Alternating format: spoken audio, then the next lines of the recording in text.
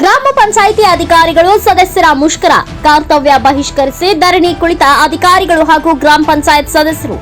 ಗ್ರಾಮೀಣಾಭಿವೃದ್ಧಿ ಪಂಚಾಯತ್ ರಾಜ್ ಇಲಾಖೆಯ ವಿವಿಧ ಬೇಡಿಕೆಗಳ ಈಡೇರಿಕೆಗೆ ಆಗ್ರಹ. ಮಂಡ್ಯದ ಜಿಲ್ಲಾ ಪಂಚಾಯಿತಿ ಕಚೇರಿ ಬಳಿ ನ್ಯಾಯಕ್ಕಾಗಿ ಧರಣಿ. ಅಕ್ಟೋಬರ್ 4ರಂದು ಬೆಂಗಳೂರಿನಲ್ಲಿ ಮುಷ್ಕರ ನಡೆಸಿದ್ದ ಅಧಿಕಾರಿಗಳು ಇಂದು ರಾಜ್ಯದ ಎಲ್ಲಾ ಜಿಲ್ಲಾ ಪಂಚಾಯಿತಿ ಬಳಿ ಧರಣಿ ಕುಳಿತು ಹೋರಾಟ. ಗ್ರಾಮ ಪಂಚಾಯಿತಿಯಲ್ಲಿ ಖಾಲಿ ಇರುವ ಹುದ್ದೆಗಳ ಭರ್ತಿ ಮಾಡಬೇಕು. ಪಿಡಿಒ ಹುದ್ದೆಯನ್ನ ಗೆಜೆಟೆಡ್ ಗ್ರೂಪ್ ಬಿ ದರ್ಜೆಗೆ ಉನ್ನತೀಕರಿಸಬೇಕು. ಅಧಿಕಾರಿಗಳನ್ನ ವರ್ಗಾವಣೆ ಮಾಡುವ ಮುನ್ನ ಸಂಘದ ಸಲಹೆ ಪಡೆಯಬೇಕು. ಗ್ರಾಮ ಪಂಚಾಯಿತಿ ಕಚೇರಿಗೆ ಮೂಲಭೂತ ಸೌಕರ್ಯಗಳ ಒದಗಿಸಬೇಕು. ಗ್ರಾಮ ಪಂಚಾಯಿತಿ ಸಿಬ್ಬಂದಿಗಳಿಗೆ ಕನಿಷ್ಠ ಪದ್ಧತಿ ಜಾರಿಯಾಗಬೇಕು. ಗ್ರಾಮ ಪಂಚಾಯತ್ ಸದಸ್ಯರು ಅಧ್ಯಕ್ಷರನ್ನ ರಾಜ್ಯ ಶಿಷ್ಟಾಚಾರ ವ್ಯಾಪ್ತಿಗೆ ತರಬೇಕು. ತಕ್ಷಣವೇ ರಾಜ್ಯ ಸರ್ಕಾರ ಬೇಡಿಕೆಗಳ ಈಡೇರಿಸುವಂತೆ ಆಗ್ರಹ. ಪ್ರತಿಭಟನೆಯಲ್ಲಿ ಪಂಚಾಯತ್ ಅಭಿವೃದ್ಧಿ ಅಧಿಕಾರಿಗಳ ಸಂಘದ ಜಿಲ್ಲಾಧ್ಯಕ್ಷ ಪ್ರಶಾಂತ್ ಬಾಬು, ಪಿಡಿಒಗಳಾದ ಸುರೇಶ್, ಸುನೀಲ್, ಕೋಮಲ, ಪವಿತ್ರ, ಲೋಕೇಶ್, ಆನಂದ್, ಚಂದ್ರ ಸೇರಿದಂತೆ ಹಲವರು ಭಾಗಿ. Girish, NKS TV news, Mandya.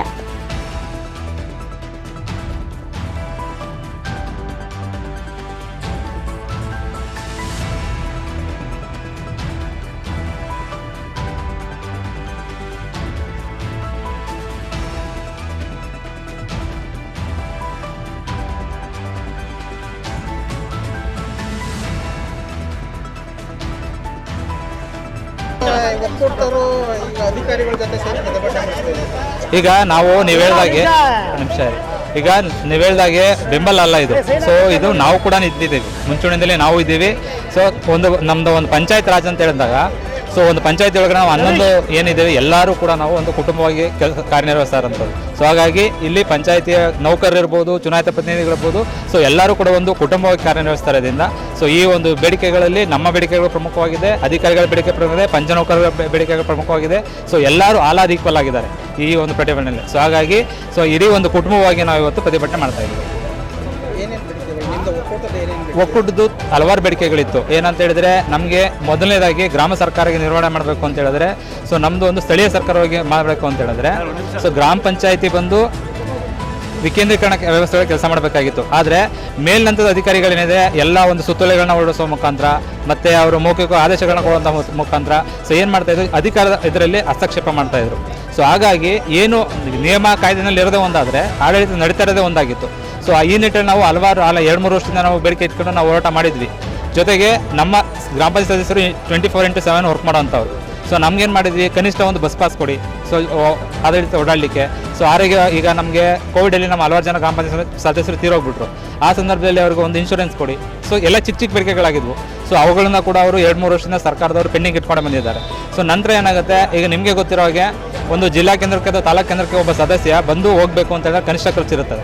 So ಅದಕ್ಕೆ ಒಂದು ಕೇವಲ ಒಂದು ಬಸ್ ಪಾಸ್ ಕೊಡಿ, ಅದರಲ್ಲೂ ಎಲ್ಲರೂ ಓಡಾಡಲಿಕ್ಕೆಲ್ಲ ಅದು ಕೂಡ ಆಗ್ತಾ ಇಲ್ಲ. ಸೊ ಜೊತೆಗೆ ಒಂದು ಗೌರವಧನ ಏನಿತ್ತು, ಗೌರವಧನ ಕೇರಳದಲ್ಲಿ ಈಗಾಗಲೇ 15,000, 20,000 ಸೊ ಈ ಥರ ಒಂದು ಇದಿತ್ತು. ಕೇರಳ ಮಾದರಿ ನಾವು ಗೌರವಧನ ಕೊಡಿ ಅಂತ ಕೂಡ ನಾವು ಕೇಳಿದ್ವಿ. ಸೊ ಅದು ಕೂಡ ನಾವು ಈಡೇರಿರಲಿಲ್ಲ. ಸೊ ಎಲ್ಲದಕ್ಕಿಂತ ಇವತ್ತು ಪ್ರಮುಖವಾಗಿ ಏನಾಗಿದೆ, ನಮ್ಮದ್ರ ಜೊತೆ ಸೇಮ್ ಟೈಮು ಪಿಡಿಒರ್ದು ಸಮಸ್ಯೆಗಳಿದೆ, ನಮ್ಮ ಎಲ್ಲ ನೌಕರ ವರ್ಗದವರು ಸಮಸ್ಯೆ ಇದೆ. ಸೊ ಹಾಗಾಗಿ ಒಬ್ಬೊಬ್ಬರು ಇಂಡಿವಿಜುವಲ್ ಆಗಿ ನಾವು ಪ್ರತಿಭಟನೆ ಮಾಡ್ತಾ ಬಂದ್ರಿಂದ ನಮಗೆ ಇಲ್ಲಿವರೆಗೂ ಯಾವುದೇ ಇದು ಬಗೆಹರಿದಿರೋ ಕಾರಣ ಒಂದು ಕುಟುಂಬವಾಗಿ ನಾವು ಹೋರಾಟ ಮಾಡೋಣ. ಒಂದು ಕುಟುಂಬವಾದಾಗ ಏನಾಗುತ್ತೆ, ನಮ್ಮ ಧ್ವನಿ ದೊಡ್ಡದಾಗಿರುತ್ತೆ, ನಮ್ಮ ಧ್ವನಿ ಗಟ್ಟಿಯಾಗಿರುತ್ತೆ. ಸೊ ಹಾಗಾಗಿ ನಾವು ಈ ದಿನ ಎಲ್ಲ ಒಂದು ಪಂಚಾಯತ್ ಕುಟುಂಬ ನಾವು ಬಂದು ಸೇರಿದ್ದೀವಿ.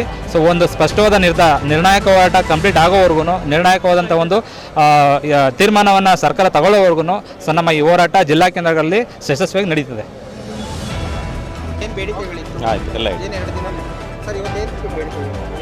ನನ್ನ ಹೆಸರು ಟಿ.ಎ. ಪ್ರಶಾಂತ್ ಬಾಬು ಅಂತೇಳಿ. ನಾನು ಕರ್ನಾಟಕ ರಾಜ್ಯ ಪಂಚಾಯಿತಿ ಅಭಿವೃದ್ಧಿ ಅಧಿಕಾರಿಗಳ ಸಂಘದ ಜಿಲ್ಲಾಧ್ಯಕ್ಷ ಆಗಿ ಕೆಲಸ ಮಾಡ್ತಾ ಇದ್ದೀನಿ. ಇವತ್ತು ನಾವು ಒಕ್ಕೂಟ ಸೇರಿ ಒಂದು ಪ್ರತಿಭಟನೆಯನ್ನು ಮಾಡ್ತಾ ಇದ್ದೀವಿ. ಏನು ನಮ್ಮ ವಿವಿಧ ಬೇಡಿಕೆಗಳನ್ನು ಇಟ್ಕೊಂಡು ಪಂಚಾಯಿತಿ ಅಭಿವೃದ್ಧಿ ಅಧಿಕಾರಿಗಳು, ಲೆಕ್ಕ ಸಹಾಯಕರು, ಕಾರ್ಯದರ್ಶಿಗಳು ಹಾಗೂ ಪಂಚಾಯಿತಿಯಲ್ಲಿ ಕೆಲಸ ಮಾಡ್ತಕ್ಕಂಥ ಎಲ್ಲ ಪಂಚನೌಕರಗಳು, ನೀರು ಗಂಟಿಗಳು, ಜವಾನರು, ಸ್ವೀಪರ್ಸು ಹಾಗೂ ವಾಟರ್ಮೆನ್ ಎಲ್ಲರೂ ಸೇರಿದಾಗೆ ನಾವು ಈ ಒಂದು ಪ್ರತಿಭಟನೆ ಮಾಡ್ತಾ ಇದ್ದೀವಿ. ನಮ್ಮ ಜೊತೆಯಲ್ಲಿ ನಮ್ಮ ಜನಪ್ರತಿನಿಧಿಗಳು, ಪಂಚಾಯಿತಿಯ ಸದಸ್ಯರ ಒಕ್ಕೂಟ ಕೂಡ ನಮ್ಮ ಜೊತೆಯಲ್ಲಿ ಸೇರಿ ಪ್ರತಿಭಟನೆ ಮಾಡ್ತಾ ಇದೆ. ನಮ್ಮ ಪ್ರಮುಖ ಬೇಡಿಕೆಗಳು ಅಂದರೆ, ಪಂಚಾಯತ್ ರಾಜ್ ವ್ಯವಸ್ಥೆ ಏನಿದೆ ಅದು ಭಾರತದ ಒಂದು ವಿಕೇಂದ್ರೀಕರಣ ವ್ಯವಸ್ಥೆಯ ಪ್ರಮುಖ ಭಾಗ. ಹಾಗಾಗಿ ಈ ಒಂದು ವಿಕೇಂದ್ರೀಕರಣವನ್ನು ಪೂರ್ಣವಾಗಿ ಜಾರಿಗೆ ತರಬೇಕು ಅನ್ನುವಂಥ ನಿಟ್ಟಿನಲ್ಲಿ ಪಂಚಾಯಿತಿಗಳಿಗೆ ಹೆಚ್ಚಿನ ಒಂದು ಅಧಿಕಾರವನ್ನು ಕೊಡಬೇಕು. ಪಂಚಾಯಿತಿ ಅಭಿವೃದ್ಧಿ ಅಧಿಕಾರಿ ಹುದ್ದೆಯನ್ನು ಬಿ ದರ್ಜೆಗೆ ಏರಿಸಬೇಕು ಹಾಗೂ ಎಲ್ಲ ಖಾಲಿ ಇರತಕ್ಕಂಥ ಹುದ್ದೆಗಳನ್ನು ಕಡ್ಡಾಯವಾಗಿ ಭರ್ತಿ ಮಾಡಬೇಕು. ಈಗಾಗಲೇ 1/3 ಭಾಗದಷ್ಟು ನಮ್ಮ ಇಲಾಖೆಯಲ್ಲಿ ಖಾಲಿ ಇದ್ದ ಹುದ್ದೆಗಳು ಅದನ್ನೆಲ್ಲ ಭರ್ತಿ ಮಾಡಬೇಕು. ಮತ್ತು ನಮ್ಮ 14 ವರ್ಷ ಆಗಿದೆ ನಮ್ಮ ಒಂದು ಇಲಾಖೆಯಲ್ಲಿ ನಾವು ಪಂಚಾಯತಿ ಅಭಿವೃದ್ಧಿ ಅಧಿಕಾರಿಗೆ ಬಂದು, ಇದುವರೆಗೂ ಕೂಡ ನಮ್ಮ ಜ್ಯೇಷ್ಠ ಪಟ್ಟಿಯನ್ನು ಅಂತಿಮಗೊಳಿಸಲಾಗಿಲ್ಲ. ನಮಗೆ ಪ್ರಮೋಷನ್ ಕೊಡಲಿಕ್ಕೆ ಸಾಧ್ಯತೆ ಇಲ್ಲ ಅಂತೇಳಿ ಹೇಳ್ತಾ ಇದ್ದಾರೆ. ಹಾಗಾಗಿ ನಮ್ಮ ಜ್ಯೇಷ್ಠತಾ ಪಟ್ಟಿಯನ್ನು ಅಂತಿಮಗೊಳಿಸಬೇಕು ಮತ್ತು ಪ್ರಮೋಷನ್ ಸಿಗುವ ಹಂಗೆ ಆಗಬೇಕು. ಮತ್ತು ಎಲ್ಲ ಇರುವಂಥ ಖಾಲಿ ಹುದ್ದೆಗಳನ್ನು ತಕ್ಷಣ ಭರ್ತಿ ಮಾಡಬೇಕು. ಯಾಕೆಂದರೆ ನಾವು ಜನರಿಗೆ ಸೇವೆ ಕೊಡಬೇಕು ಅಂದರೆ ಪೂರ್ಣವಾದಂಥ ಸಿಬ್ಬಂದಿ ಇರಬೇಕು. ಸಿಬ್ಬಂದಿಗಳೇ ಇಲ್ಲ. ಒಂದೇ DOಗಳು ಹಗಲು ರಾತ್ರಿ ಕೆಲಸ ಮಾಡಿ ಸೇವೆಯನ್ನು ಕೊಡಬೇಕಾಗಿದೆ. ಈಗ ಹೆಚ್ಚು ಕಮ್ಮಿ 500 ಸೇವೆಗಳನ್ನು ನಾವು ಪಂಚಾಯತಿಲಿ ಕೊಡ್ತಾ ಇದ್ದೀವಿ. ಒಬ್ಬರೇ DO ಕೆಲಸ ಮಾಡಬೇಕಾಗಿದೆ. ಅದು ತುಂಬ ತೊಂದರೆ ಇದೆ. ಹಾಗಾಗಿ ಪಂಚಾಯತಿ ಎಲ್ಲ ನೌಕರರ ಹುದ್ದೆಗಳನ್ನು ಭರ್ತಿ ಮಾಡಬೇಕು. ಪಂಚಾಯತಿ ಅಭಿವೃದ್ಧಿ ಅಧಿಕಾರಿಯ ಹುದ್ದೆಯನ್ನು ಮೇಲ್ದರ್ಜೆಗೇರಿಸಬೇಕು. ಹಾಗೆಯೇ ಕೇರಳ ಮಾದರಿ ಅಂತೇಳಿ ನಾವು ಎಲ್ಲರೂ ಕೂಡ ಬೇರೆ ಬೇರೆ ವಿಷಯಗಳಲ್ಲಿ ನಾವು ಹೇಳ್ತೀವಿ ಈ ಪಂಚಾಯತ್ ರಾಜ್ ವಿಷಯದಲ್ಲಿ. ಆದರೆ ಕರ್ನಾಟಕ ರಾಷ್ಟ್ರ ಮಟ್ಟದಲ್ಲಿ ಈ ಪಂಚಾಯತ್ ರಾಜ್ ವ್ಯವಸ್ಥೆಯನ್ನು ಉತ್ತಮವಾಗಿ ನಡೆಸಿಕೊಂಡು ಅದನ್ನು ಹೆಸರು ತಗೊಂಡಿದೆ, ಸಾಕಷ್ಟು ಪದಕಗಳನ್ನು ತಗೊಂಡಿದೆ. ಆದರೆ ಕೇರಳ ಮಾದರಿಯಲ್ಲಿ ಸಿಕ್ಕುವಂಥ ಸೌಲಭ್ಯಗಳು ನಮ್ಮ ಸದಸ್ಯರಿಗೆ ಸಿಗ್ತಾ ಇಲ್ಲ. ಹಾಗಾಗಿ ಅವರ ಗೌರವಧನವನ್ನು ಹೆಚ್ಚು ಮಾಡಬೇಕು. ಹಾಗೆಯೇ ಸಿಟ್ಟಿಂಗ್ ಚಾರ್ಜ್ ಏನಿದೆ ಅದನ್ನು ಕೂಡ ಜಾಸ್ತಿ ಮಾಡಬೇಕು ಅನ್ನುವಂಥ ಬೇಡಿಕೆಗಳಿದೆ. ಇದರ ಜೊತೆಯಲ್ಲಿ ನಮ್ಮ ಜೊತೆಯಲ್ಲಿ ಕೈಜೋಡಿಸಿರುವಂಥ ಪತ್ರಾಂಕಿತ ನೌಕರರ ಸಂಘ ಹಾಗೂ ಬೇರೆ ಬೇರೆ ಇಲಾಖೆಗಳು ಕೂಡ ಸೇರಿ ನಮಗೆ ಬೆಂಬಲ ಕೊಟ್ಟಿದೆ. ಸರ್ಕಾರಿ ನೌಕರರ ಸಂಘ, ಸರ್ಕಾರಿ ನೌಕರ ಒಕ್ಕೂಟ ಹಾಗೂ ವಿವಿಧ ಸಂಘಟನೆಗಳು ನಮಗೆ ಬೆಂಬಲ ಕೊಟ್ಟಿದೆ. ಏನು 4ನೇ ತಾರೀಕು ನಾವು ಹೋರಾಟವನ್ನು ಶುರು ಮಾಡಿದ್ವಿ, 5ನೇ ತಾರೀಕು ಕೂಡ ಹೋರಾಟ ನಡೀತು, ನಿನ್ನೆವರೆಗೂ ಹೋರಾಟ ನಡೆದಿದೆ. ಆದರೆ ಸರ್ಕಾರದಿಂದ ಪೂರ್ಣವಾಗಿ ಸ್ಪಂದನೆ ಸಿಕ್ಕಿಲ್ಲ ಅನ್ನುವಂಥ ನಿಟ್ಟಿನಲ್ಲಿ ನಾವು ಸ್ವಾತಂತ್ರ್ಯ ಉದ್ಯಾನವನದಿಂದ ಇವತ್ತು ಎಲ್ಲ ಕರ್ನಾಟಕದ ಜಿಲ್ಲಾ ಕೇಂದ್ರಗಳಲ್ಲಿ ಜಿಲ್ಲಾ ಪಂಚಾಯತಿ ಮುಂದೆ ನಾವು ಈ ಪ್ರತಿಭಟನೆಯನ್ನು ಮುಂದುವರಿಸ್ತಾ ಇದ್ದೀವಿ. ನಮ್ಮ ಬೇಡಿಕೆಗಳು ಈಡೇರುವವರೆಗೂ ಕೂಡ ಈ ಒಂದು ಪ್ರತಿಭಟನೆಯನ್ನು ನಾವು ಮುಂದುವರಿಸ್ತೀವಿ. ಅದರಲ್ಲಿ ನಾವು ಈಗಾಗಲೇ ಬೇಡಿಕೆಗಳನ್ನು ಕೊಟ್ಟಿದ್ದೀವಿ, ಪಟ್ಟಿಯನ್ನು ಕೊಟ್ಟಿದ್ದೀವಿ. ಸುಮಾರು ಒಂದು 43 ಬೇಡಿಕೆಗಳಿದೆ. ಆ ಬೇಡಿಕೆಗಳಲ್ಲಿ ಈಡೇರಿಸಬಹುದಂಥ ಬೇಡಿಕೆಗಳು ತುಂಬ ಇದೆ. ತುಂಬ 1-2-3 ದಿವಸದಲ್ಲೇ ಬೇಡಿಕೆಗಳು ಈಡೇರಿಸ್ಬೋದು. ಕನಿಷ್ಠ ಅವನ್ನು ಈಡೇರಿಸಬೇಕು. ಮತ್ತು ನಾವು ಕೇಳ್ತಾ ಇರೋಂಥ ಸಾಕಷ್ಟು ಬೇಡಿಕೆಗಳು 10 ವರ್ಷದಿಂದ ಇದೆ. ಅದೆಲ್ಲವೂ ಕೂಡ ಫೈಲ್ ಹಾಗೆ ಮೂವ್ಮೆಂಟ್ ಆಗ್ತಾ ಇದೆ. ಅದನ್ನು ಕಡ್ಡಾಯವಾಗಿ ಡಿಸಿಷನ್ ತಗೋಬೇಕು. ನಮಗೇನೋ ಒಂದು ಭರವಸೆಯನ್ನು ಕೊಡಬೇಕವರೆಗೂ ಕೂಡ ನಾವು ಹೋರಾಟವನ್ನು ಮುಂದುವರಿಸ್ತೀವಿ. ಬೇಡಿಕೆಗಳು ಪ್ರಮುಖವಾಗಿ ರಾಜ್ಯ ಮಟ್ಟದಲ್ಲಿ ಬಗೆಹರಿಸುವಂಥದ್ದು, ಜಿಲ್ಲಾ ಮಟ್ಟದಲ್ಲಿ ಒಂದು ಈ ಬೇಡಿಕೆಗಳ ಬಗ್ಗೆ ಎಲ್ರಿಗೂ ಗೊತ್ತಾಗಬೇಕಾಗಿದೆ. ಒಂದು ನಾವು ಪ್ರತಿಭಟನೆ ಮಾಡುವಾಗ ಅಲ್ಲಿ ಸ್ಪಂದನೆ ಸಿಕ್ಕಿಲ್ಲ ಅನ್ನುವಂಥದ್ದು ಒಂದು ಕಾರಣ.